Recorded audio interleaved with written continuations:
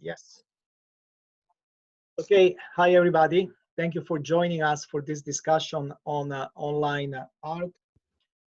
This program is sponsored by the Stanford Deans of Engineering, Humanities, and Sciences, and Medicine, and by Continuing Studies.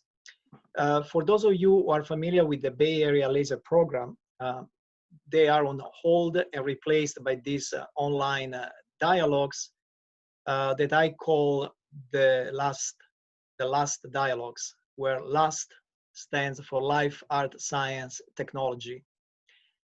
We started with life, and we discussed viruses with Professor Catherine Blish, a conversation that I hope to continue, that I will continue actually on July 8th. I have the date now, with other virus experts. I think the world of viruses is fascinating. Then we had Mark Jacobson on renewable energies and Andrea Key on robotics. If you missed any of these talks, as you can see, I make a video of them and I post them on YouTube. Go to lasertalks.com and you should find everything. Okay, so on January 23, which is today, 24, 25, we'll have 3 evenings about online art. Okay, before I tell you why we're doing this, let me briefly introduce the panelists. Caroline Jones, thank you for joining from Boston. She's Professor of Art History, Director of the Transmedia Storytelling Initiative, and Associate Dean for Strategic Initiatives in the School of Architecture and Planning at MIT. Joel Slayton, Professor Emeritus in the Department of Art and Art History at San Jose State University. For many years, he was a founding director of the Curator Laboratory for New Media, Computers in Art, Design, Research, and Education, and Executive Director of 01, that organized 4 international biennials in San Jose, and also twice the curator of the last festival that I founded in 2014. Chris Chafe is a composer, improviser, cellist, director of Stanford's Center for Computer Research in Music and Acoustics, CARMA. When you registered for this event, you saw their long bios, so I will not read them again here. They all have a long distinguished career. The title of tonight's discussion is Rethinking Art for the Online World, Online Art, Online Exhibitions, Online Audience. I added the online audience later because I realized even the audience sort of different. So here is a brief history of why I personally felt that I needed this discussion. My personal background is actually in science, mathematics, artificial intelligence, and so on. In 2014, I founded a festival called the LAST Festival. I like the acronym LAST, Life, Art, Science, Technology Festival, www.lastfestival.org, that mixes science talks with an exhibition of digital interactive art installations. And this festival has been staged 5 times in the Bay Area, plus we did a Dada special a couple of years ago. And we were planning the 6th one in April. Of course, we had to postpone it, and we started thinking of simply moving it online, but it soon became apparent that an online exhibition is sort of an oxymoron. Most physical artworks are already documented on the internet with photographs and videos, and sometimes with lengthy accompanying essays, not to mention dozens of reviews by curators and critics. So, in general, the pandemic forced many activities to move online, but I started asking myself the question, what does it mean to move art exhibitions online? So I think that the pandemic provides an opportunity to rethink art on and for the medium of the internet, which doesn't mean the old kind of art, physical art, is not good, but it's just something interesting to discuss. Which art is exhibited online? I mean, you can document art online with a video, with the pictures, but what does it mean to actually exhibit it online? So the video of an offline artwork, to me, is not an art exhibition. It's valuable, very valuable as education, but it's not the same thing as the artwork. The World Wide Web as a whole is an exhibition of offline art because I can find lots of pictures and videos. Any artist website is an exhibition of the artist's physical art. But is that really an exhibition, or is it just the equivalent of a book describing the art? So it seems to me that we have a fantastic tool called internet, but it has been underutilized by the art world. I mean, you could say that the art world mostly used it as a marketing tool to publicize events, auctions, and so on. Online, I would ideally like to see things that are designed for an online experience, online art for online exhibitions. So that's the conversation that I started with a number of people. Why do we still think of art as an object that requires us to travel to a physical space? Why can we also have art that must be experienced online? Okay, and I feel also that it's been easier for science to adapt to the online world. I mean, scientists don't particularly like Zoom, but they can give their lessons on Zoom, and they've been used for a long time to exchange emails and so on. I feel that the art world has been struggling, and I would like to hear if it's correct. And this, of course, brings up the question, what is the role of the curator in an online exhibition? What is the role of the gallery in the museum for online art?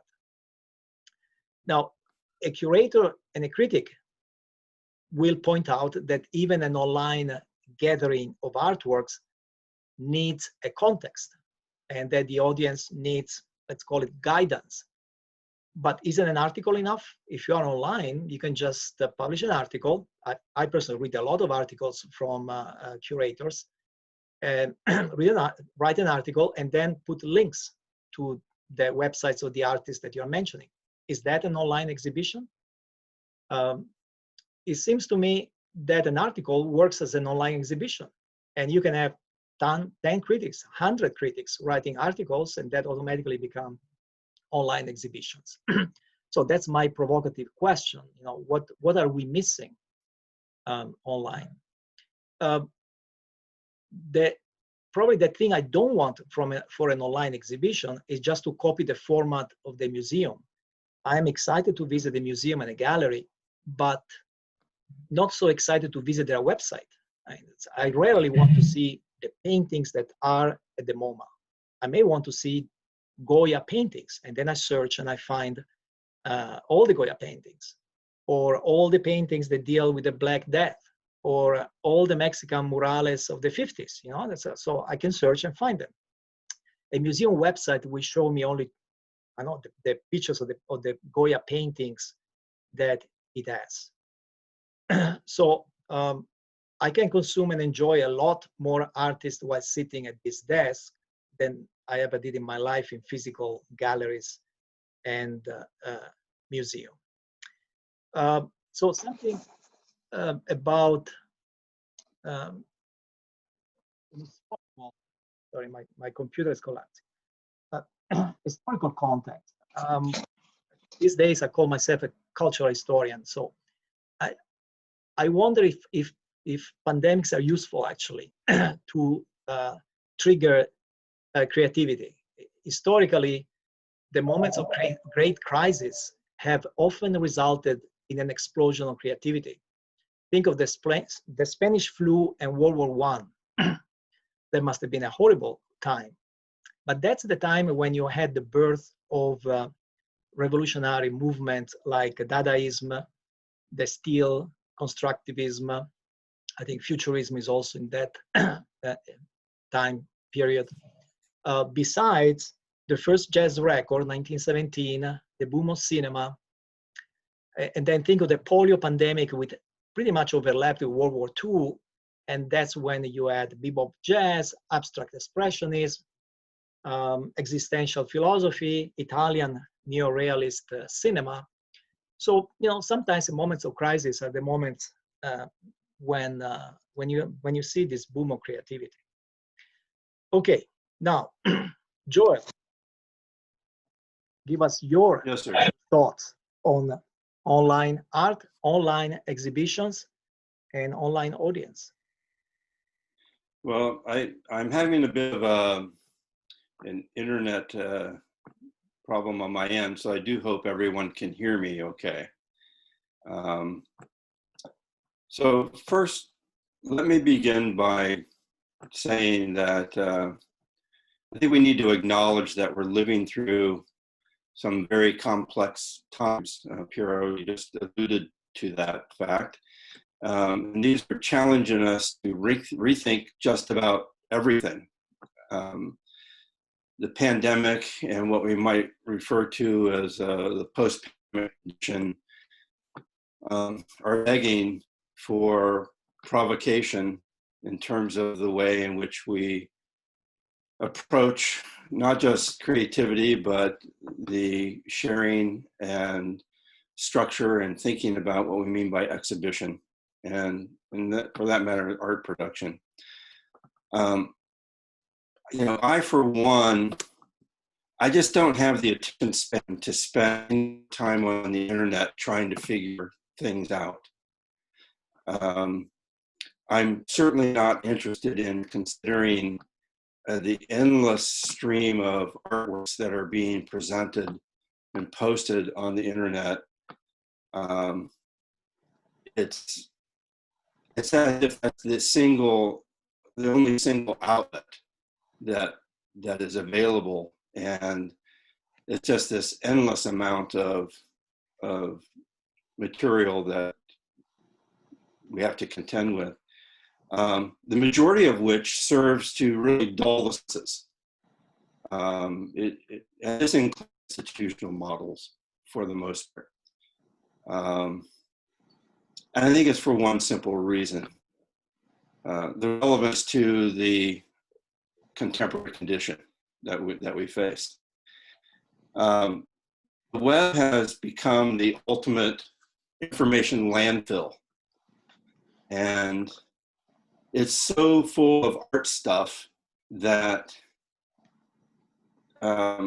it's difficult to pay attention, and we really don't need more of it. In my opinion, it's in my opinion that it is, it's worth spending some attention on only that which attempts to explore the technology differently, that is the internet itself, while also addressing the contemporary social, political, economic conditions in which it operates. This serves as a kind of guiding principle for me, at least, for you know, what's important, what I should be trying to pay attention to, and hopefully what not to dismiss out of hand. A value proposition of sorts. It's you know, asking myself, it's important and meaningful because of X, Y, and Z. So this perhaps sounds a bit pessimistic, and I do believe that the field of web and more generally all things internet hold great promise for artists and curators looking to enable alternative experiences and new forms of content. And specific to, you mentioned curatorial and curatorial practice, the challenge that arises from this very notion, you know, of what an exhibition is and what an artwork is. There can be no one size fits all, and an answer to that question, of course, no right or wrong, but rather works that you know, we ask ourselves, what are those works that inspire us to engage with our contemporary condition differently? Again, I'd say that context is everything. How the artwork reflects upon the technology of its existence, why that experience is associated in the world for audiences. And asking ourselves again, what is the value proposition of the web, of the internet? What can we learn from the early experiments of the net art movement that we can build upon? Is there a curatology of the internet, and what does that look like? And we can go into maybe further into the discussion some specifics about what it is about the web and the internet that provide a set of protocols or parameters under which we may look deeper into the kinds of works that could be situated there. But I'll leave that for our conversation, our open conversation. So maybe we just with that, I'll move on to our next presenter. Joel, before we hear from Caroline, can you say just a few words about net art for those who are too young, or for those who are not from the art world? What it was, what it achieved, and why did it become a more influential movement?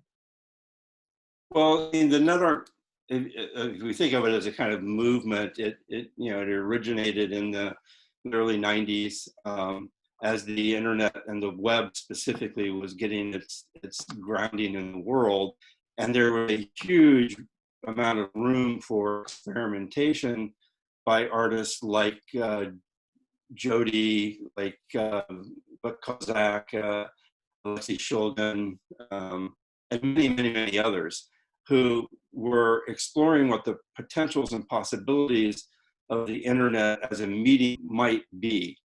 And it served to not only produce works that had never been experienced before, it also began to reveal the potentiality of what the social construction of the net might, how that might be considered. And so, the embracement of hacker culture was certainly a big part of the movement, and the opening up of social networks and thinking about social software, working with the sort of fundamental framework of artworks that realize the hypertextuality, meaning the ability to read and write simultaneously, and do all things computational under that umbrella. So there's a lot there to be considered and used as fodder for thinking about where we are today, given the increase in capacity of what can now be done on the internet, and how expansive it has become as part of our cultural, more of a cultural entity within the larger culture. Yeah. Okay, we'll get back to you to this. I also see some comments, some of them provocative from the audience, and actually some of these are good questions. Anyway, Caroline, let's first hear from you, and then we look back. Caroline, you're muted. Yes, I'll unmute myself. So we're experiencing some of the frustrations of the online phantasmagoria, right? The concept historically of presence was a very large aspect of the discourse of art in the late 60s and 70s. And I think that the audience, the participants have already identified this problematic of what happens to presence. So in research that I'm currently engaged with at MIT, we're actually trying to investigate how XR, which shares data gathered from locations, and you might be able to share that data over the internet with distanced users. So right now we're talking about online experiences that are artistic over a distance. So we're having a pandemical conversation. It's not just about internet art. But we're examining the question of presence in the XR format and what that could possibly mean. In other words, can we recreate the absolutely fundamental condition of co-presence that humans consistently recreate for themselves and call this thing we call art, right? We want to be in a shared physical space with strangers and have simultaneous experiences of aesthetic objects, whether they're moving images or paintings or music. We want and produce these circumstances to be co-present together in a physical phenomenological space. And yet here we are denied that by the pandemic. So what can we do? In other words, is the newer platforms of AR, VR, et cetera, do they represent intriguing possibilities for being co-present synchronously, you know, in a distributed but somehow spatialized environment? So this is actually, I think, an interesting research question right now. But to Joel's point, I mean, we've had internet art as long as we've had the internet. So I'm not sure why this online art is suddenly a kind of like, oh my God, is this a question? Of course, this is a thing. This has been a thing, and it is now a thing. So the question is rather, how is that historical thing altered by the social distancing requirements of a pandemic? That's an interesting question. We didn't probably realize that we wanted to be together when we were experiencing some Jody, you know, piece or some Rhizome, you know, Rhizome sponsored, you know, net art. We didn't realize we wanted to be in the same space in a gallery looking at a crappy monitor when we were experiencing this net art. So I think it's a really, it's a question that has a new valence. So it's an old question, but it has a new valence, peculiar to our distance, you know, our distanced reality. But I think it might be useful for the assembled people to just hear what a curious art lover who likes to be physically present to artworks is doing during the months of isolation. And I was recently in a wonderful conversation with Marisa Olson and two artists who have used Instagram to produce these marvelous little COVID commentary videos. It's called, you know, Two Lizards. I highly recommend it. Miriam Benani and Orion Barkey. Artists, Miriam Benani I'd heard of, but wasn't that familiar with the work. So the possibility of experiencing a work created for the online platform that we carry around with us talismanically and prosthetically was quite marvelous. And these tiny, tiny little cinematic productions are rich with music that is composed by their musician friends, also distancing across town. In other words, everything is compiled over online sharing production systems. And then it is made available to us from this online creative process as a compact cinematic voyage of the two lizards through the coronavirus pandemic as they're sheltering in place in Queens. So I think that's a wonderful example of how the internet has made possible the immediate experience of something made for the platforms that most of us in the developed world now carry around with us. These read, write, video making, video viewing, purchasing, selling, you know, speaking, hearing devices. Let me ask a provocative question that was also somebody in the audience was mentioning this. Now, as you said, internet art has been around since the internet, right? But it never became as influential as physical offline art. Now, does the commerce of art have a role here? Well, one of the participants in the chat said, well, the internet is just to sell art and buy art. I mean, the market is a huge force. I don't think anyone would deny that. Part of the problem with preserving net art, as it was with video art, is that the market could not figure out how to monetize it. And therefore, museums like the Museum of Modern Art had no interest fiduciarily in preserving or figuring. I mean, you know, they had their little video art thing, but they never, you know, they never gave it any space because it wasn't worth anything. And so a place like the Museum of Modern Art is organized around the insurance value of the object, right? So that's a very real aspect of how we experience art. If it's truly expensive, we're going to be given a lot of space and time to see it. So that is a factor. But I think it's silly to imagine that it's the main driver, because I mean, there's no money in net art. You know, I mean, you might get a commission from the Walker if you're Jenny Holzer, you know, to do like the Ada Web version of the truisms. I mean, that was a marvelous project that is still going on. But I mean, you know, it doesn't have anything to do with how Jenny Holzer stays alive as an artist. You know, so the fiduciary is not the only driver of this. There is, of course, Art Basel just happened online.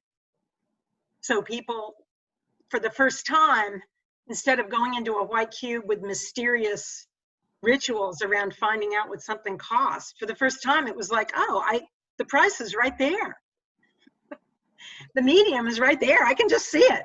So it was kind of a marvelous democratic moment when Art Basel had to just like tell you that this thing was going to be $125,000.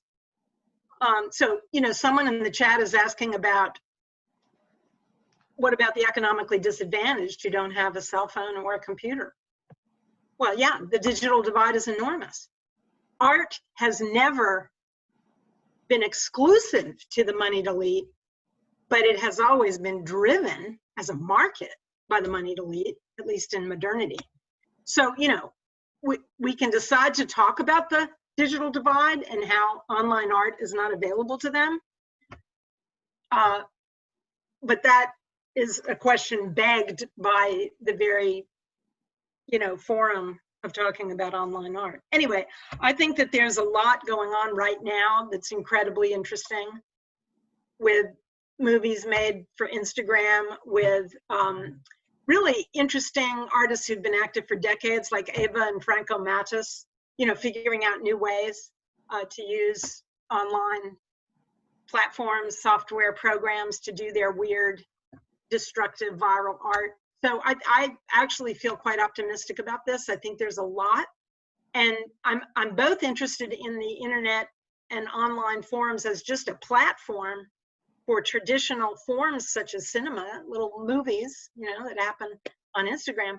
And I'm also interested in it as a place where artists can eviscerate and take apart the racism of algorithms, or the data privacy problem, or, you know, any of the things that are endemic to our online existence. I really appreciate artists for opening that out and using the artwork to make us aware of those aspects of our internet-addled existence. One more point, though, before we move on to Chris. The question about commerce that made me think about who is driving who is driving me to the art world. I'm not from the art world. The gallery and the museum. Well, the magazine too. I read also magazines, but you know, the gallery is an exhibition, museum is an exhibition. Now, when we move art online, who's the driver? How do I know there's a great artist? There's a few websites, of course, we all come up probably with the same names, but the galleries and the museums are everywhere, right? Geographically close to me. They have events that are advertised where I go. You know what? Speaking as someone who spends a lot of time in the art world when I can, I'm an academic, but I do curate exhibitions. I do go to a lot of shows. It's much more important to me what somebody tells me to look at than what some gallery says.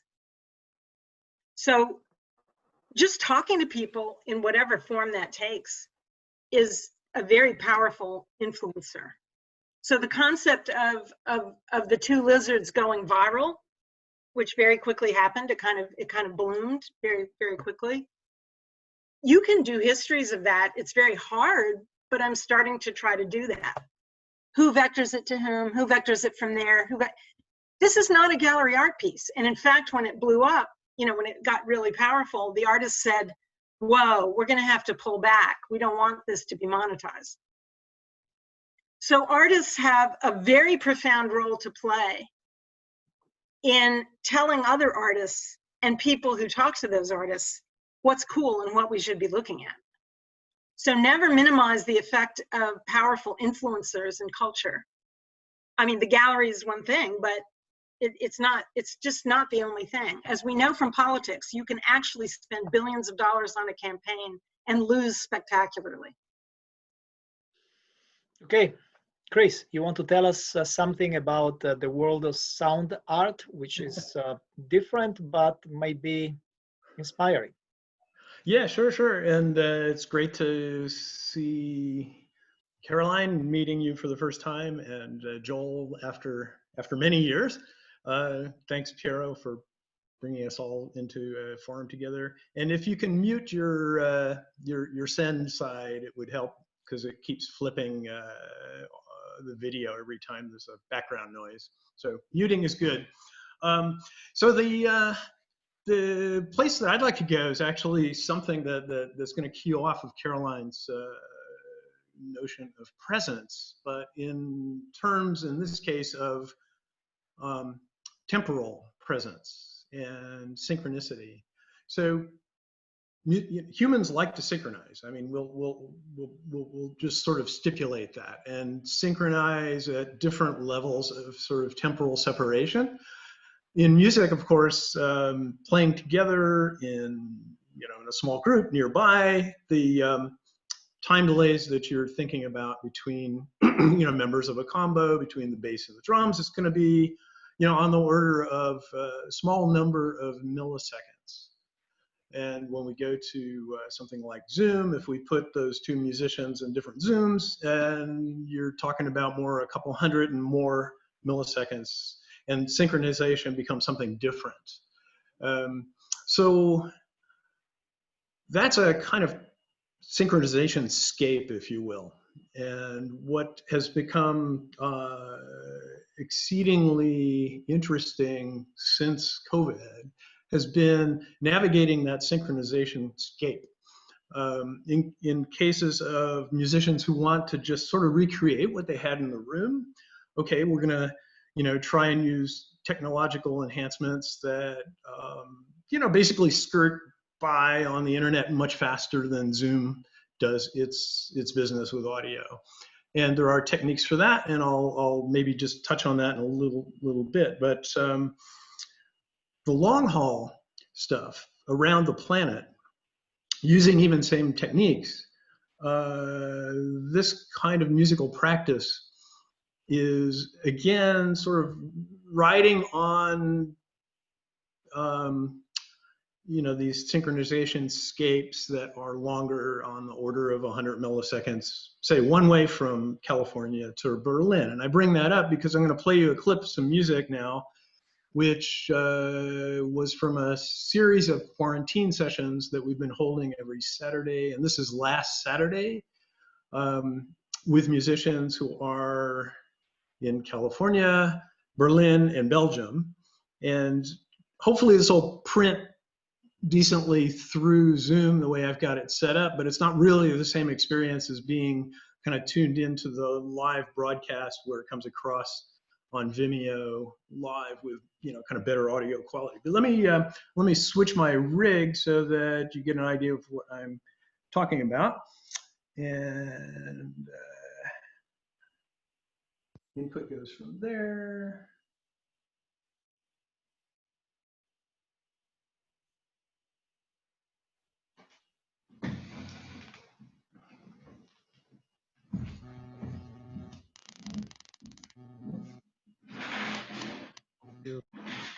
We hope you enjoy the show today.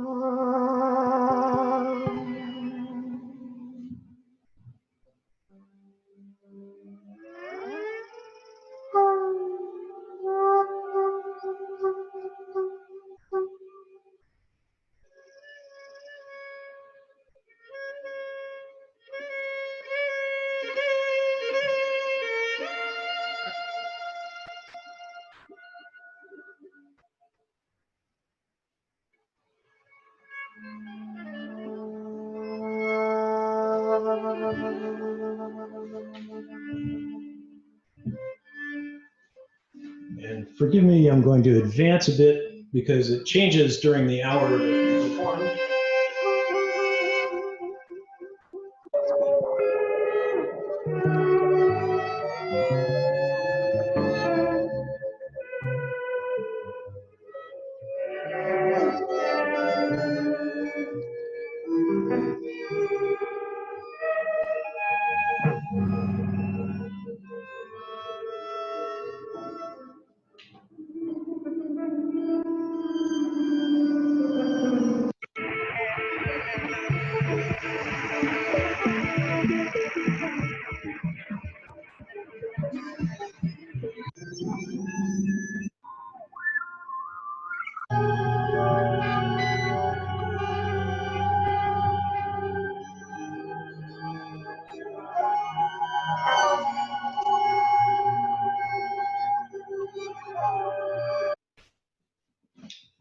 So I'll stop there and reset my setup.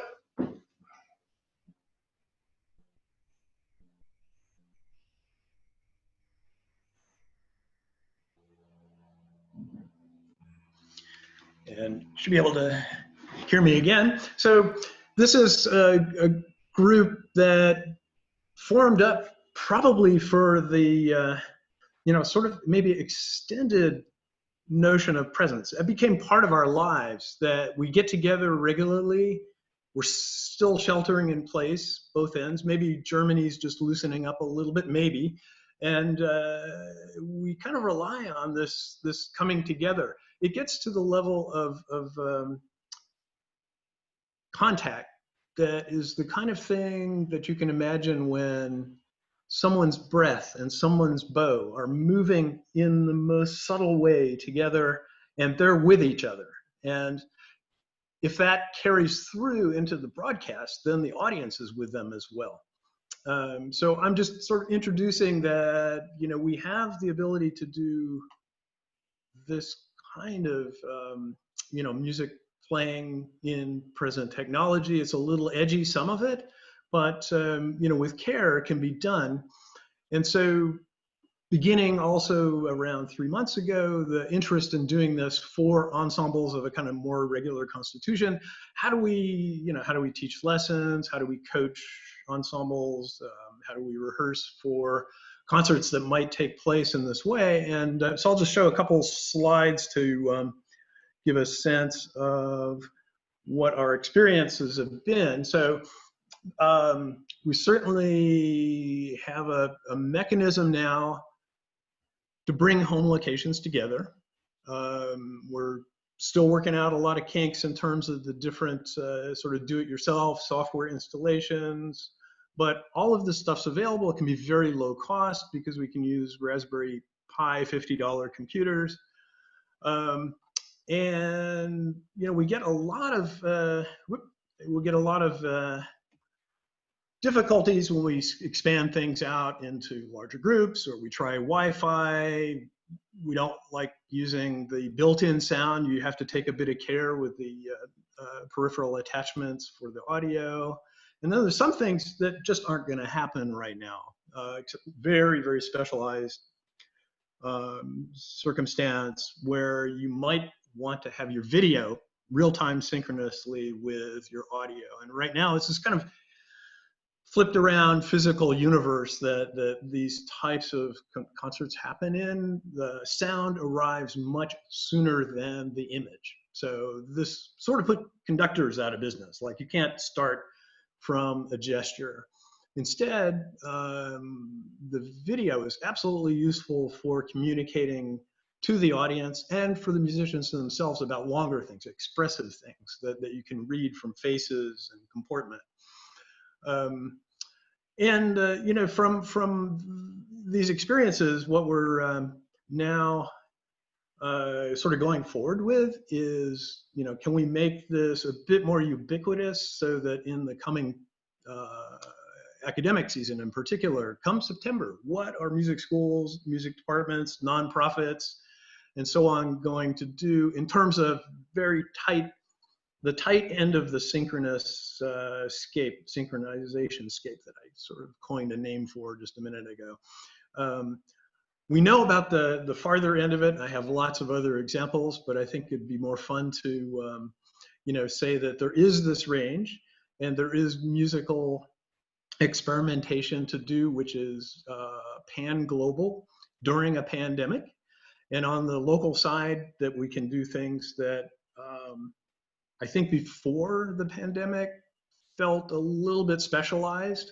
Like, why would you want to play in separate places when you can get together and play together in a room? Well, here we are. So at least for now, that's what's driving some of this work. And I have to thank a whole host of volunteers that have been working out of this period with a bunch of us, just perfecting practices through use. And I think that happens often in art as well, across domains of art, you know. So that's certainly alive right now. And I'll pause there and hand the button on my mouse back to Piero. Yeah. So let me focus on one thing as an observer. When you guys get together to play together, it's not changing a habit. You have the habit of playing together. Your problem becomes a technical problem, the problem of synchronization, right? Now, the question for Caroline and Joel is, I don't think for a visual artist, it is normal to get together with other visual artists. So when Chris and his friends have to do something online, I wouldn't say it's natural, but it's not a new kind of habit. They just get together and find some technical way to do it. I feel that in the visual arts, this has not been done. It's the visual artist is supposed to work, with exception as usual, is supposed to work individually. And she's the author. I mean, I was telling, I don't remember who I was talking to. It's normal for 5 kids to get together and start the Rolling Stones. It's not so normal for 5 visual artists to get together and start the equivalent of a band. So then when you move online, for sound artists, well, there's a technical problem there. I'm sure you miss something in terms of presence, but the habit is there. And when you move artists online, the artist is still individual. So it doesn't have the benefit of all the technology that would allow him or her to collaborate. Am I making sense? Can I jump in there? Absolutely. Since my first book was called Machine in the Studio, it's purely ideology that visual art is individual. I mean, rarely has it been so. What's interesting about the pandemic is that it is making artists who have complex studio practices, or musicians who are used to working collaboratively in real space in real time, actually, I mean, I'm aware of certain contemporary artists very successful in New York art world who are now contemplating forming intentional communities centered around their studios. So a lot of what the pandemic has produced is a sense of trusted bodies, who do you trust? Because you're seeing a person who's possibly seen every other person, right? In other words, you're composing a social pod of trusted bodies. So artists who have complex studio practices have actually gathered them together to produce intentional communities. And one of them was telling me she's actually devising a new collaborative sharing of revenue income from her spectacularly priced artwork. So the pandemic is actually producing new social forms, and the technologies are just trying to catch up. That would be what I have to say. So let me jump in on this as well. I would say that this model of the individual artist is so much a modernist idea of what the artist is, that, you know, over the past 50 years or so, what we've, especially for artists who are working in technological media, that's just simply not the case. The artist has been very collaborative, has built around them communities of collaborators, often from other disciplines. Their work is very dependent upon the relationships and the networks that they build in order to realize those. And there's a kind of entanglement, I guess I would describe it as, that the artist, in terms of their practice, is committed to, that enables work that otherwise would not be possible to produce to be made through those kinds of relationships. And the second part of this is that artwork, and thinking about as a visual artist, and, you know, in the traditional sense of them making a singular object or a singular thing, that is also not the case. Often the artists who are working with more contemporary media, and particularly technology, produce artworks that exist in multiple forms simultaneously across a wide range of materials, applications, audiences, and it's the totality of what their enterprise is that has given breadth to the kind of conceptual orientation and meaningfulness of their work.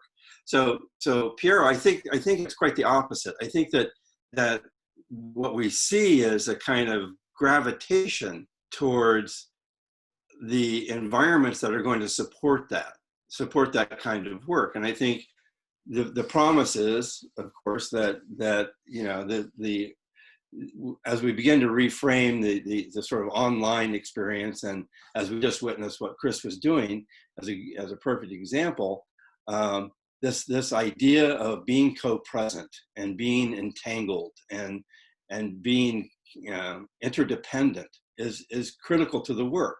It's a kind of codependency. Cool. Yeah, I'll follow up with that, and I love Piero being provocative. In my case, provocative in a moment of reflection of, you know, so what are we doing that's different? Because we're in this different physical context and we're wired up, and we can't share a beer afterwards. So, indeed, what has become almost addictive, I think, for a lot of the core members that I'm working with, is that we've achieved a place where we have the trust that Caroline's mentioning, and that trust allows us to sort of, you know, work with each other's risks and adventures, and our own internal risks and adventures. And that's been the lesson so far over these sessions. And it like I said before, it's addictive. I mean, this is kind of a workshop now that I haven't had before in my life. I've had similar things, but this is a very, very unique situation. And I think maybe that's what I'm hearing from some of the other disciplines. And I will just sort of footnote add that we've worked with some visual artists who join the band as guests and then take risks with that as well, you know, which is to say that it's not always tessellations of musicians with bad webcams looking at, at themselves. We can do some very crafty things, and that's been very productive. So across domains as well. Back to you. Piero, I should suggest that we attend to some of the questions in the Q&A. There are just a couple of them that are pretty broad, and might Okay, want to. if you've seen something that you would like to address, please go ahead. I've been reading some of them. Did you see something that you wanted to address? Well, I thought it would be interesting to, for example, have Chris's view whether musicians or the computational crowd have found any value in some of the XR platforms, which promise this kind of virtual presence in a kind of weird way. The questioner is, it allows for immersiveness, but still doesn't have a real feel as objects are virtual. What are your thoughts about that? I totally agree that the potted algorithms of XR, are taken from gaming. So it always feels like I'm waiting for some Teutonic warrior to jump out of the corner. But they are also evolving under the pressure of artists who want them to do other things. So the artist Matthew Ritchie is starting to use, antagonistic algorithms to kind of feed sort of machine vision phantoms into the edge of an XR environment, into the edge of that. Another artist who's slipping my mind at the moment did an AR piece so that people could find her work in virtual spaces that were tied to locations around my campus, right? So people can use that for historicizing, for creating virtual monuments in real space in a moment where we have to destroy the historical monuments of a Jim Crow past, right? So I'm excited by these possibilities. I think they're just very incipient.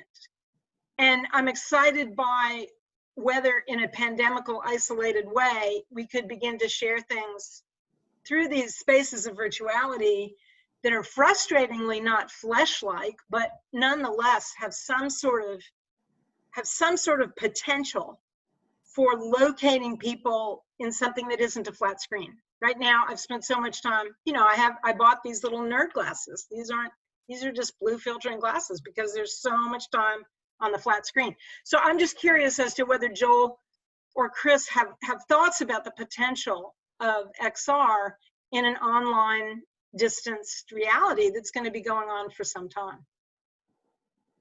Well, I can just jump in and say that there's a very, very demonstrable continuum from what we were doing in meat space, if we're going to start to jump, in the tofu space, that involved surround sound and musical sound stages, which involve lots of loudspeakers, or one of the best presentation methods, headphones and binaural listening. And so indeed, very incipient, but there are wonderful early achievements in getting off of the flat screen, getting off of the flat soundscape as well, which is primarily just stereo without any spatial cues. Well, add the spatial cues, allow them to become dynamic.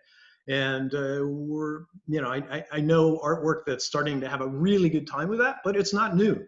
So we go back to Janet Cardiff's sound walks and that sort of thing, where you totally lose yourself in this world that is can be either completely synthetic, it can be mashed up from reality, it doesn't matter. But I think we have a lot of those tools at our fingertips in this new cast that we're in right now, sheltered in place. But what if my synth player in Berlin, is near my, right frontal lobe most of the time, but when he hits a certain patch, he's spinning around in contrary motion to Emily on violin here in Redwood City. So it's all part of what we can use palette-wise, but it's very early. Chris, let me ask you another provocative question. The audience, who is the audience? that's a major effort you guys are doing using advanced technology, and of course a lot of patience, just patience in rehearsing and playing. What about the audience? Yeah. So in fact, we started the experiments, like this is the week of the lockdown in California, first sessions, and we went straight to broadcast. We did a Miles Davis thing, which is essentially go on stage and practice, and he would exhort that in concerts, to his band. And I think it's that experimental lab of the kind I just mentioning that is immediately in front of an audience. And so that, technically that's through Vimeo Live, YouTube Live, whatever. So we're sending out stereo, but it can even be now, as what you just heard, is a stereo with a very fine soundstage left to right. So it's much broader, and you can dial up the reverberation of a cave in France as well. So that experience prints right to the audience that's unfortunately for now watching on a 2D screen, but maybe in their the whole range, phone and headphones, all the way to your home cinema, which I don't have to tell you about, but that's been good. And the sort of scale up of the audience is something that you can do through Zoom. In fact, I mean, a webinar style concert in Zoom has a max out of 10,000 members in the audience. So if that's the medium that you want to, push to, that's there to be done. I don't know. I haven't been to one for more than 200 people yet. So talking of the online audience, Caroline and Joel, same question in the visual arts. So let's say you have an online exhibition of art designed for the internet, let's say interactive. Now, the way the audience interacts is different, right? In a gallery, in a museum, I walk in. And if I have interaction with the artist, is in person, actually. So how do you see the difference? What are the benefits, the pros, the cons, when the audience is online? I think that I'm quite interested in reception theory. And for an art historian, of course, this can go on forever. Today's Cezanne is not the same Cezanne as in 1906. So for me, the audience is not delimited by space and time, but of course there are these puncta where that becomes a very powerful part of it. So take, for example, performance art, which my own sister, Amelia Jones, has done so much to brilliantly theorize. And one of my former students, Mechthild Woodrick, also has done a very powerful analysis of the role of remediation, and reception keeps on going through a kind of implicit performance that the belated viewer, encountering the performance art remnants or the performance art documents. Think about how, Chris might feel when he sees a score from 100 years ago that hasn't been performed. I mean, he might actually have the skill to experience the piece just looking at the page, right? So I think this question of audience and media is very, very important and very powerful, and it just continues to evolve. So the fact that Eva and Franco Matas that I mentioned before, these fabulous, viral, really scary artists that I don't even want to get some of their artworks on my computer, they hated performance art and said they did versions of it in Second Life. And they're hilarious, and they're incredibly informative because they switch genders, their avatars doing these performance pieces. It's actually a historically fantastic piece of audience reception that was done out of a kind of aggressive impulse, So I think audiences and viewers and participants, shade into each other. And I'm very interested in that with anything that gets, carried on in an online way. So we are the future archive. Every time we pass something on, every time we cache it, every time we save it or share it, we're part of that future archive that, reception will consist of. I think in addition to that, and it's important to recognize that audiences, in the way that we're speaking about them, are watchers. They're not participants. And I think one of the obvious aspects of this is that for many artists, the artworks are not complete until they're engaged and interacted with. And that interaction is a necessary component to the realization of the work becoming whole. And so this goes back as far as, the origins of the internet. And I mentioned earlier, the hypertextuality of it, where the reader and writer, you're reading and writing simultaneously, of course, when you interact with the net. But artworks work in a very similar way. You're doing installation works, you're doing interactive media works. It's essential that the dance becomes integral to and part of the process of the realization of the work.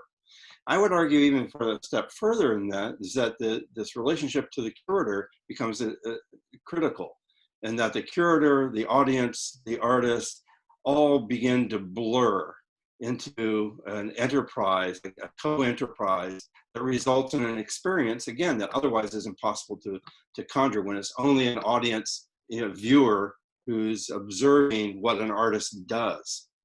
Yeah.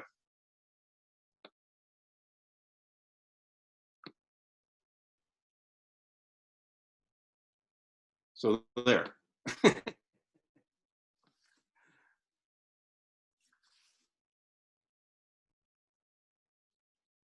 Piero, you're muted on my computer, so. Yeah, I see lips moving, but. Sorry, I was reading the chat. I was trying to, there's some interesting comments. Oh, the chat is fabulous. I think you should save it and send it to all of us. Shouldn't we try to sum up in some? Yeah, but I also have a question for all of you. I mean, again, I'm audience. I'm not from the art world.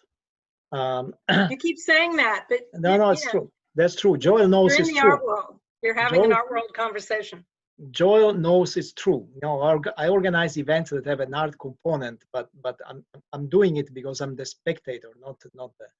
So, what's your advice for the audience? I mean, if we want to enjoy this online art, where do we start? Again, you didn't believe me, but the art gallery and the museum are the driver, are the entry point for most of us. That's the thing we read in the on a website or in a magazine. It tells that there's an exhibition going on at this museum, and I go and get an education. Not everybody's an art curator, so not everybody has friends who can give us advice. So probably most of the people who are listening to us now are actually in the art world, but I'm interested. I mean, what's your advice for people who are not from the art world? What's your advice for somebody who is an engineer, has no friends in the art world, but could potentially be very interested in this stuff? How does it start? Where does he find or she find the guidance? Joel, do you want to take that? Well, silence is no promise. Well, I don't think there's an answer to that question, really. In that there's one size fits all answer.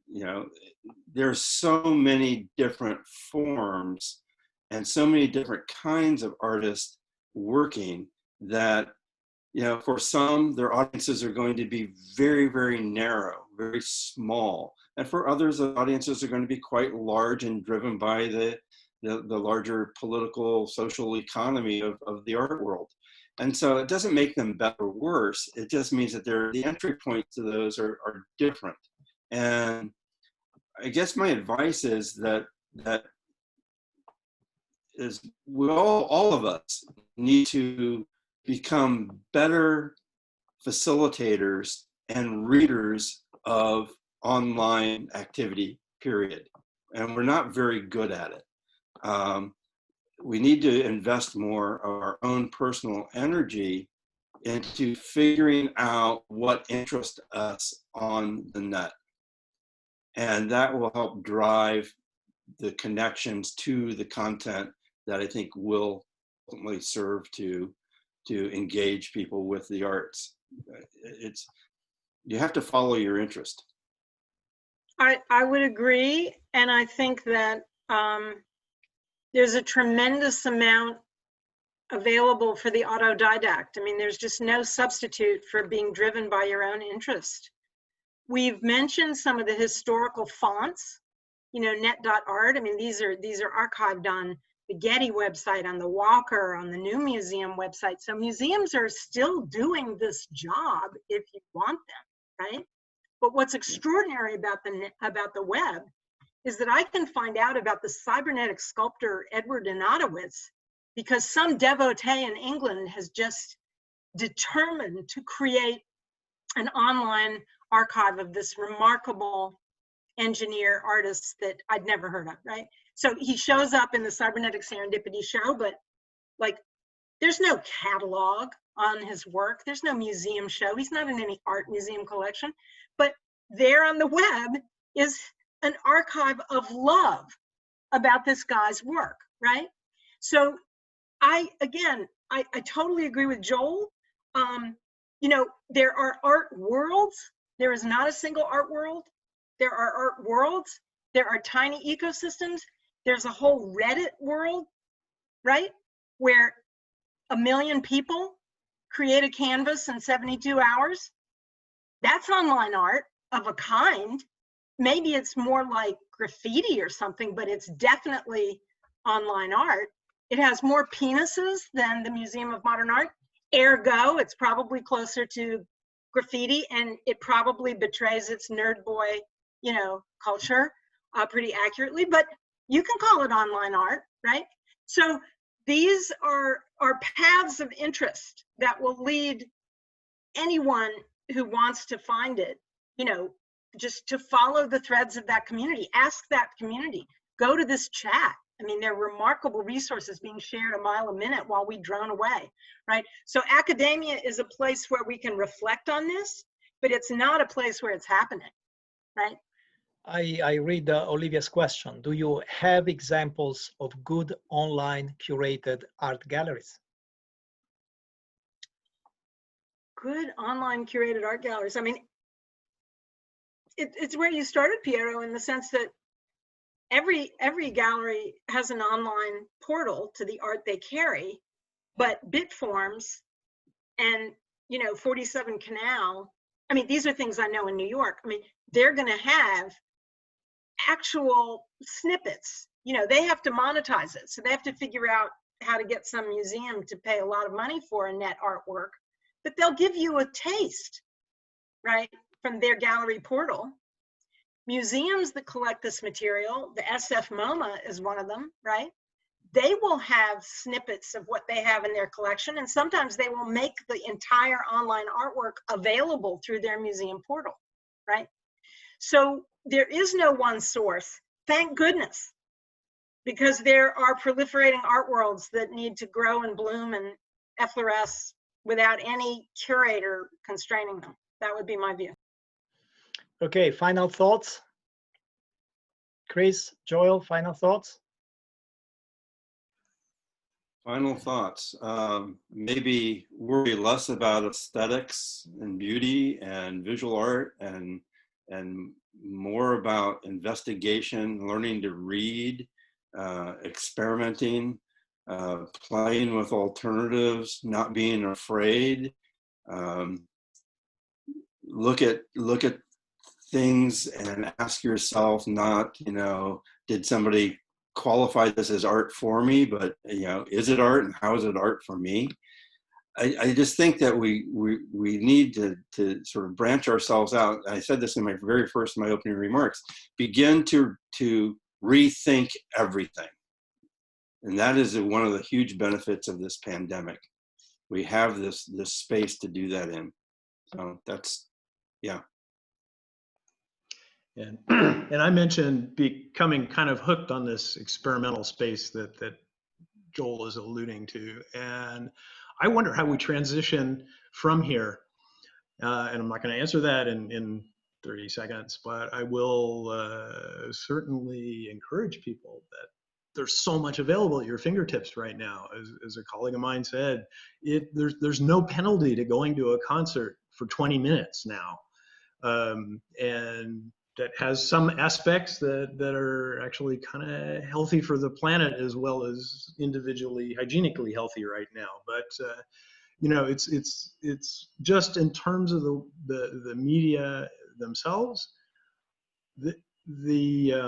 what's blossoming, and this is paraphrasing Caroline, is that there's so much going on, and I think it's maybe got a surface that you can put time on and get into some exposure to new work that may be astonishing. So.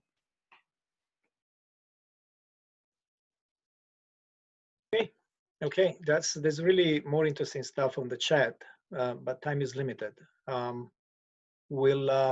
Yes, I have to find out how to save the chat and send it to everybody. Okay, thank you for joining us for this webinar. The conversation will continue tomorrow night at 6 p.m. California time with a discussion on opportunities for online interaction between art and science, which goes to the core of this laser program. And then on Thursday, we will hear from some artists, themselves. And then in July, we'll return to science with, as I said, an expert on viruses and with a neuroscientist. Check out www.lasertalks.com for the program. And thank you, Joel. Thank you, Chris. Thank you, Caroline. Very good conversation. Thank you. Thank you. Yeah, thank you. Bye, folks.